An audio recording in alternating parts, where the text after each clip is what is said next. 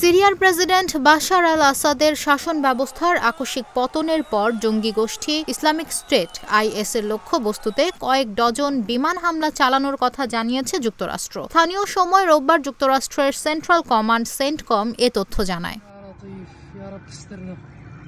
সেন্টকমের বরাত দিয়ে কাতার ভিত্তিক সংবাদ মাধ্যম আল জাজিরা জানায়, আইএস নেতৃবৃন্দ, কর্মী ও শিবির লক্ষ্য করে ৭৫টিরও বেশি হামলা চালিয়েছে। এ হামলার উদ্দেশ্য ছিল আসাদ সরকারের পতনের পর আইএস যেন সুযোগ নিতে না পারে তা নিশ্চিত করা।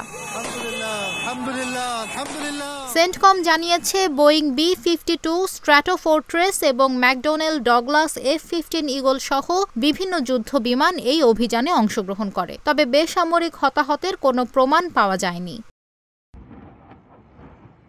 সিরিয়ায় বাশার আল আসাদের পতনে সিরীয়রা দেশ পুনর্গঠনের ঐতিহাসিক সুযোগ পেয়েছে বলে মন্তব্য করেছেন মার্কিন প্রেসিডেন্ট জো বাইডেন। স্থানীয় সময় রোববার হোয়াইট হাউসে এক ব্রিফিংয়ে এ মন্তব্য করেন তিনি।